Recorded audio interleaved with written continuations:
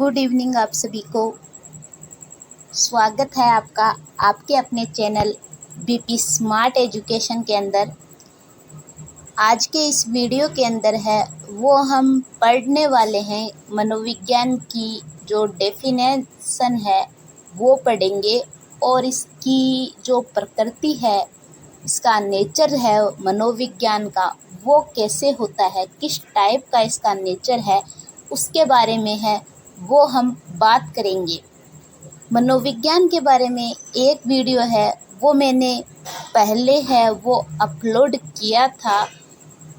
उस वीडियो के अंदर है वो हमने मनोविज्ञान की जो सामान्य जानकारी है वो हमने पढ़ी थी कि जो मनोविज्ञान है उसके जो जनक है वो सबसे पहले है वो अरस्तु को माना गया, लेकिन जो मनोविज्ञान शब्द है वो दिया रुडोल्फ गोइकिल ने 1590 के अंदर है इन्होंने दिया।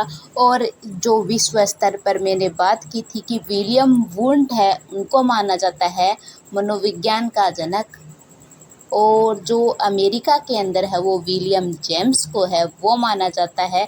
इसके बाद है वो मैंने जो मनोविज्ञान का जो विकास क्रम है उसके बारे में बात की थी कि मनोविज्ञान का जो विकास क्रम है वो अब तक 4 जो विकास है वो इसके हुए हैं। सबसे पहले है वो आत्मा का मनोविज्ञान है, वो मनोविज्ञान को है वो कहा गया, जिसमें आत्मा का विज्ञान कहने वाले थे प्लेटो, अरस्तु और डेकार्त है। इन्होंने कहा था आत्मा का विज्ञान। जो मन का विज्ञान है वो कहने वाले थे पोम्पोलॉजी। फिर है चेतना का विज्ञान आया और चेतना का विज्ञान है वो कहा विलियम जेम्स ने, लेकिन जो फ्राइड और मैकडूगल है इन्होंने चेतना की भी है वो आलोचना की थी। और ये जो बुक है मैकडूगल की आउटलाइन ऑफ साइकोलॉजी, ये है वो याद रखनी है कि। और फिर है लास्ट जो व्यवहार का विज्ञान है ये हम आज है वो पढ़ते हैं। तो ये जो व्यवहार का विज्ञान 20वीं शताब्दी के अंदर आया और इसको कहने वाले कौन थे, ये थे वॉटसन। वॉटसन ने कहा व्यवहार का विज्ञान। और एक सबसे इम्पोर्टेंट जो डेफिनेशन मान लो या फिर एक टर्म मान लो, ये हमें याद रखना है कि जो वुडवर्थ थे इन्होंने कहा कि मनोविज्ञान है वो सबसे पहले इसने क्या किया कि इसने किया आत्मा का त्याग, फिर मन का त्याग किया, फिर चेतना का त्याग किया और वर्तमान में उसने व्यवहार के रूप में अपना लिया।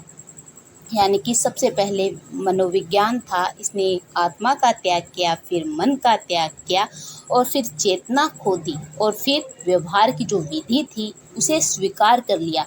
सबसे इम्पोर्टेंट टर्म है, काफ़ी बार एग्जाम के अंदर है वो पूछी गई है ये टर्म। तो आज है वो वीडियो के अंदर है वो हम पढ़ने वाले हैं आगे जो भी मनोविज्ञान है इसके बारे में। मनोविज्ञान की जो डेफिनेशन है उसके बारे में है वो हम पढ़ेंगे। मनोविज्ञान की परिभाषाएं, जो सामान्य परिभाषा है इसकी, यानी कि यह सामान्य परिभाषा है, ये सबसे इम्पोर्टेंट परिभाषा है कि जो मनोविज्ञान है व्यवहार और अनुभव के द्वारा जो हम सीखते हैं, वैज्ञानिक जो अध्ययन है वो कहलाता है मनोविज्ञान। तो जो ये परिभाषा है सामान्य परिभाषा, ये स्किनर ने दी थी और ये जो डेफिनेशन है वो काफ़ी बार 5 से 7 बार है वो एग्ज़ाम के अंदर है वो पूछी गई है। और ये हमें अच्छे से है वो ये डेफिनेशन याद रखनी है कि मनोविज्ञान व्यवहार व अनुभव का विज्ञान है। दूसरी जो डेफिनेशन है ये भी स्किनर की है, मनोविज्ञान व्यवहार व अनुभव का विज्ञान है। विज्ञान किसका विज्ञान है? व्यवहार व अनुभव का विज्ञान है। ये सीधी सी डेफिनेशन है स्किनर की और ये जो डेफिनेशन है वो अच्छे से याद रखनी है। क्रो एंड क्रो क्या कहते हैं? क्रो एंड क्रो कहते हैं कि मनोविज्ञान मानव व्यवहार और मानव संबंधों का विज्ञान है। स्किनर और क्रो एंड क्रो की डेफिनेशन सबसे ज़्यादा इम्पोर्टेंट है क्योंकि ये काफ़ी बार एग्जाम के अंदर है वो पूछी गई है। अगली डेफिनेशन है बोरिंग, लेगफील्ड और वेल्ड की। बोरिंग, लेगफील्ड और वेल्ड क्या कहते हैं कि मनोविज्ञान मानव प्रकृति का अध्ययन है।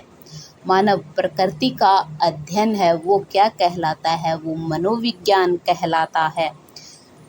वुडवर्थ क्या कहते हैं कि जो वातावरण के संपर्क में आने वाले व्यक्ति की जो क्रिया विधि है वो क्या कहलाती है, वो विज्ञान है, मनोविज्ञान है, वो कहलाती है। एक डेफिनेशन है एबिंगहॉस की। इन्होंने क्या किया कहा मनोविज्ञान के बारे में कि भूतकाल लंबा है इसका और इतिहास क्या है इसका छोटा है। यानी इन्होंने मनोविज्ञान के बारे में क्या कहा कि इसका जो भूतकाल है वो तो लंबा है और इतिहास है इसका छोटा है। वॉटसन क्या कहते हैं कि वॉटसन कहते हैं व्यवहार का निश्चित धनात्मक विज्ञान है ये। मैकडूगल ने कहा कि ये आचरण और व्यवहार का विज्ञान है। गैरिसन और अन्य क्या कहते हैं कि प्रत्यक्ष यानी कि मनोविज्ञान हमें सीधा सा बताया कि आधुनिक रूप से जब हम मनोविज्ञान के बारे में पढ़ते हैं तो सबसे जो संतोषजनक परिभाषा है वो सीधी सी ये है कि ये प्रत्यक्ष मानव व्यवहार का विज्ञान है। इसके बाद है वो पिल्सबली क्या कहते हैं, पिल्सबली कहते हैं कि मनोविज्ञान सबसे संतोषजनक परिभाषा मानव व्यवहार के रूप में है वो अपनाई गई है। यानी कि पिल्सबली भी मानव व्यवहार को है वो देते हैं। विलियम जेम्स है ये चेतना का विज्ञान है वो बताते हैं। और इसके बाद है वो बताते हैं हिलगार्ड, स्मिथ और एटकिंसन ये बताते हैं कि मनोविज्ञान व्यवहार मानसिक प्रक्रिया का वैज्ञानिक अध्ययन है ये बताते हैं। यानी अब क्वेश्चन ये उठता है कि हम इस डेफिनेशंस को है वो याद कैसे रखेंगे। तो एक दो बार है जब आप अपने रजिस्टर के अंदर है वो लिखेंगे तो ये डेफिनेशन है वो अपने आप है वो याद हो जाएगी। रही बात ट्रिक की तो ट्रिक है वो ये है कि मनोविज्ञान है हमें पता है कि मानव व्यवहार है उसका विज्ञान है। तो सबसे स्किनर की जो डेफिनेशन है वो सीधी सी आ गई कि व्यवहार व अनुभव का विज्ञान है ये हो गया। क्रो भी ये ही मानते हैं। इन्होंने क्या कर दिया एक और जोड़ दिया मानव संबंधों यानी कि मानव संबंधों का विज्ञान। यानी स्किनर मानते हैं व्यवहार और अनुभव का, क्रो ने माना मानव व्यवहार और मानव संबंधों का विज्ञान। और जो ये दो डेफिनेशन तो ऊपर वाली है वो हमें याद रखनी है। फिर एबिंगहॉस की याद रखनी है कि एबिंगहॉस है वो कहते हैं भूतकाल लंबा है इसका और इतिहास कैसा है इसका छोटा है। वॉटसन की जो डेफिनेशन है वो अच्छे से याद रखनी है कि वॉटसन कहते हैं कि व्यवहार का निश्चित धनात्मक विज्ञान है। एक मैकडूगल की जो डेफिनेशन है वो भी याद रखनी है कि मैकडूगल क्या कहते हैं कि आचरण व्यवहार यानी मैकडूगल आचरण व्यवहार का बताते हैं।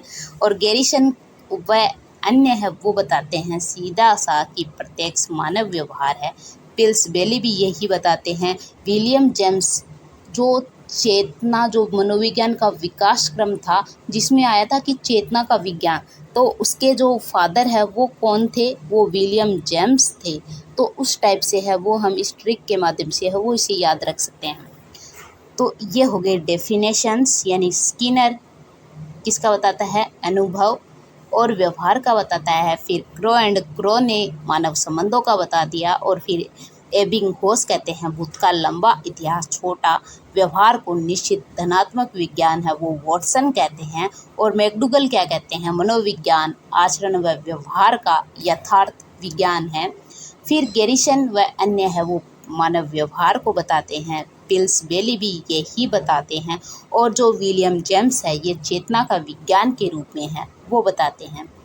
आई होप मैं आशा करती हूँ आप लोगों से कि आप लोगों को ये डेफिनेशंस है वो अच्छे से याद हो गई होगी।